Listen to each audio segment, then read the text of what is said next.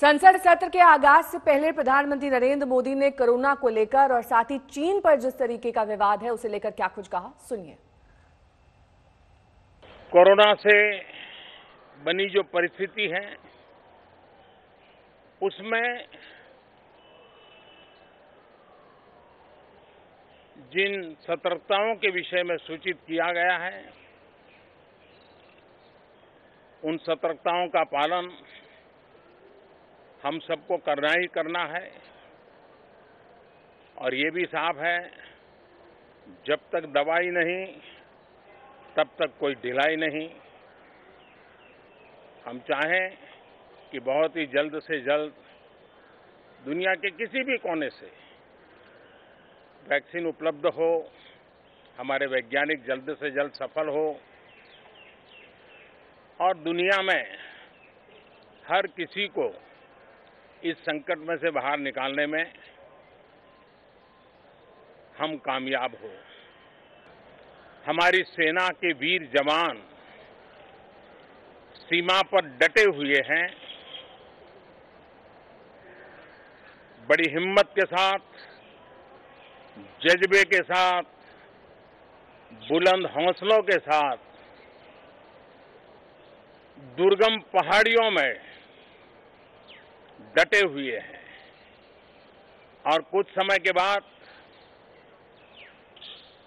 बर्फ वर्षा भी शुरू होगी।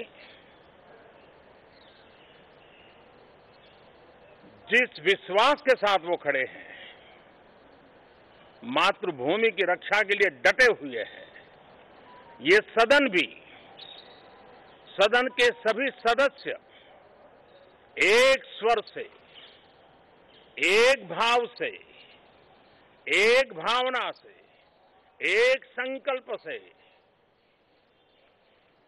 वो संदेश देंगे। सेना के जवानों के पीछे देश खड़ा है, संसद और सांसद सदस्यों के माध्यम से खड़ा है, पूरा सदन एक स्वर से देश के वीर जवानों के पीछे खड़ा है। ये बहुत ही मजबूत संदेश भी ये सदन देगा, सभी माननीय सदस्य देंगे, ऐसा मेरा पूरा विश्वास है। संजय शर्मा हमारे संवाददाता इस वक्त तमाम जानकारी के साथ हमारे साथ जुड़ रहे हैं। संजय, इस बार के संसद सत्र में और आमतौर पर कोरोना काल से पहले जिस तरीके से संसद सत्र होता था, क्या कुछ बदलाव किए गए हैं कोरोना के मद्देनजर? पहली बार ऐसा होगा कि दोनों सदनों के सदस्य दोनों सदनों में बैठेंगे। वैसे तो दोनों सदनों के सदस्य दोनों सदनों में बैठते थे, लेकिन अब एक दूसरे के सदन में बैठने की इजाजत होगी, क्योंकि सोशल डिस्टेंसिंग है, फिजिकल डिस्टेंस मेंटेन करना है। लोकसभा के सदस्य राज्यसभा के सदन में बैठेंगे और राज्यसभा के सदस्य लोकसभा के सदन में भी बैठेंगे। यानी कुल मिलाकर दोनों सदनों में सदस्यों को दोनों सदनों में बैठना पड़ेगा। और इसके अलावा जो ऊपर गैलरीज हैं, गैलरीज में भी सदस्यों के बैठने का इंतजाम किया गया है। तो ये सारी चीजें, फेस शील्ड लगाकर जाना पड़ेगा, मास्क लगाकर जाना है। लेकिन मास्क का अच्छा इस्तेमाल सदस्यों ने किया है, उस पर नारे लिखकर लाते हैं। यानी बाकी टाइम पिछले सदन के सत्र तक जैसे नारेबाजी में और इन सारी चीजों में समय बर्बाद होता था, अब लेकिन बहुत सारे सदस्यों ने नारे लिखकर जो मास्क लेकर आते हैं, तो उसमें एक तो अपना बचाव भी है और दूसरा सरकार पर आक्रमण भी करना है या सरकार को अपनी बात बतानी है, तो उसके लिए वो मास्क पर नारे लिखकर ला रहे हैं। तो एक नई परंपरा, नई परिपाटी शुरू हो रही है। ऐसे में दो पालियों में पहली बार ऐसा हो रहा है कि दो पालियों में दोनों सदन बैठक करेंगे। यानी आज चूंकि पहला दिन है, इसलिए लोकसभा पहली पाली में बैठ रही है, लेकिन कल से राज्यसभा पहली पाली में बैठेगी और लोकसभा दूसरी पाली में बैठेगी।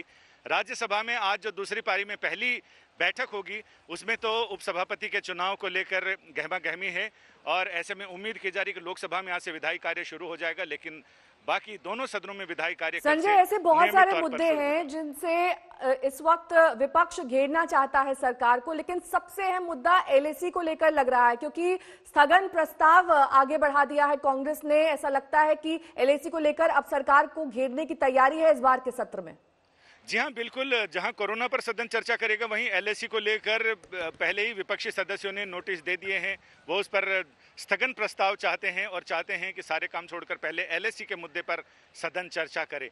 क्योंकि पहली बार ऐसा हो रहा है कि जब चीन से सीमा पर तनाव बढ़ने के बाद पहली बार सदन का सत्र बैठ रहा है, तो ऐसे में संसद सबसे पहले इस मुद्दे पर चर्चा करना चाहती है और उम्मीद की जा रही है कि कल से गहमा गहमी शुरू हो जाएगी और इन सारे मुद्दों पर सदन खुलकर चर्चा कर सकेगा।